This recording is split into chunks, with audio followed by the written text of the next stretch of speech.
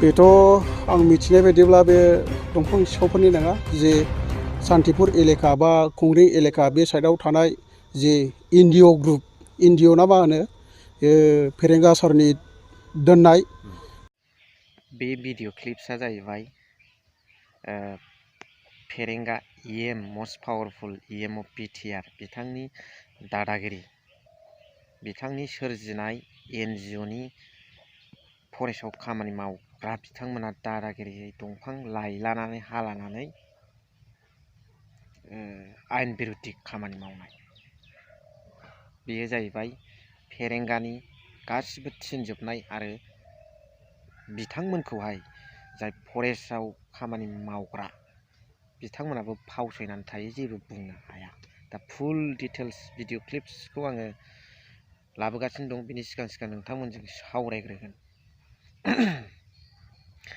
Hello' everyone once again welcome back to the channel दिनै गोदान video नोंथां बयखौबो गोसो गोथारै बरायदों लोगोसे आसा खालामो इसोरनि उनाव नोंथां बयबो मोजां दं स' दिनै बेवहाय फेरेंगा बिथाङा जि गोदै गोदै खोथा बुङो आरो मालायखौ खांख्राइजों बायदिसिनाजों खुसेंग्रा सिनखावरिफोरजों रुजुनानै खोथा बुङो दा बिथांखौ माखासे लिडारफ्रा मा आरो रायजो राजाफ्रा माजों रुजुगोन जे बिथाङा जे एनजिअ दानानै होनानै बिथांमोनखौहाय दंफां खावनोसो अर्डार होदों जायनि जाहोनाव फरेस्टआव साख्रि मावग्रा रेन्जार बिथांमोनाबो फरेस्टनि खामानि मावग्राफ्राबो बिथांमोनखौ जेबो होननो हाया बुलायलायबावोसो क्लियार पिक्सारखा बेयाव नुबाय नोंथांमोना आरो दंबावो फुल डिटेल्स भिडिअ क्लिप्स आरो रायजो राजाफ्रा सोर मा बुंदों दागगिरि ओनसोलनि रायजो राजाफोरखौ बिथाङा दंफां सिखाव होननानै बुंनो नागिरदों नाथाय अरिजिनेल दंफां सिखावा गावसो गाव थिननानैसो बै एनजिअनि नङाबा बिसोरलाय बबेनिफ्राय पावार मोननानै दादागिरि रायजोखौ मिथिया अफिसाव मावग्रा फरेस्ट रेन्जारफोरखौ मिथिया हसिया फरेस्टारफोरजों लिंक खबर गैया दबर गैया बोरैथो दंफां हाबलानानै लायो दा बेखायनो आङो बै समाव बारग' गाहाय मावफुं सोद्रोमा बिटिसिनि खाम्फा बहायगिरि बुंनाय खोथाखौसो गोसोखांबाय आं गावनो लाहैयो गावनाव हाग्रा मेचिन दं माबा दं होननानै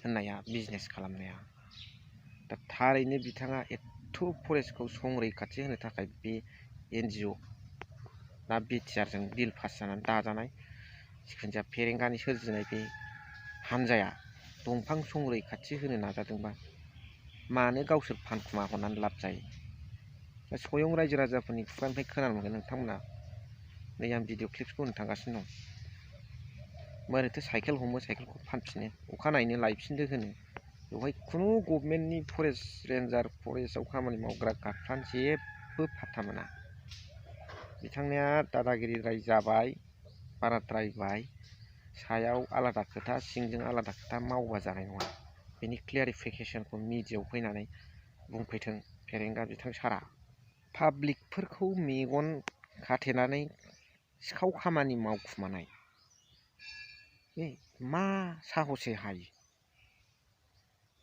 एथ'ग्राब भुल गोरोन्थियाव थाखानि लबाव जानो हागौब्रा खिन्थु बिदि पाब्लिकफोरखौ जि जावले जावले बिथांमोननि खुगानिफ्रायनो खोनानो मोनगोन नोंथांमोना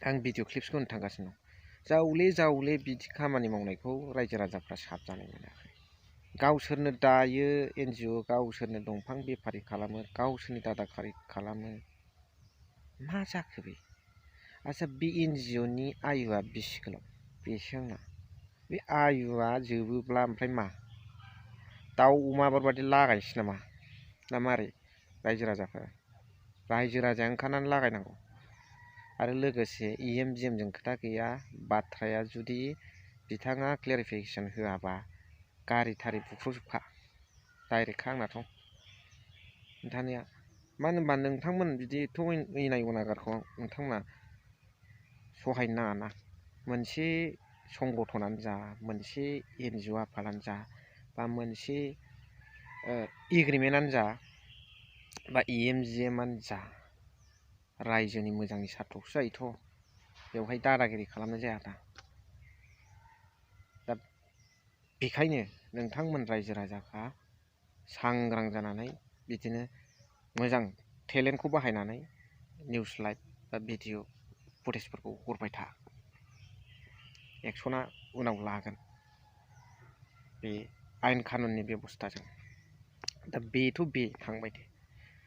बिथांमोना गभर्नमेन्ट अफिसियेल जायफोर रेन्जारफोर फरेस्टआव मावग्रा अफिसारफोर बिथांमोनखौनो फावसयनानै नाथ्रोदनानैसो खामानि मावबावो।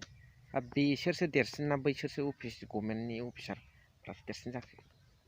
दायथ'आ सोरनाव दंसिनो? रेन्जारफ्रानो जेबो खबर गैया, जेबो बुंनो हायाब्ला होमबा ओरैबायदि पावारफुल आरो बे एनजिअ'आ। बे पावारखौ सोर होदों? फेरेंगा होदों। ओरैबायदि होखादों गावनि लाबा लाब। थाम्स मोनसेयावनो खौथि खौथि खामायनाय ना मा होनो रायजो राजाफोर? बिदि नङाथ' सार। नोंथांखौ माथो समाज फोसाबग्रा बादि मोनो। नोंथाङा मारै बेबादि एथ'ग्राब पावार होनानै पाब्लिकनि बिरुदि खामानि मावनो सानखो? गभर्नमेन्टनि बिरुदि खामानि मावनो सानखो? क्लेरिफिकेसन होदो मिडियानि गेजेरजों आरो इयुनाव चेन्ज खालामनानै हाग्राखौ संरैखाथि होदो, दालालि बिजनेस खालामनायखौ बारहोदो। आंनि आर'जआ बेल'नो। थेंक इउ भेरि माच फर वाचिं। लाभ इउ।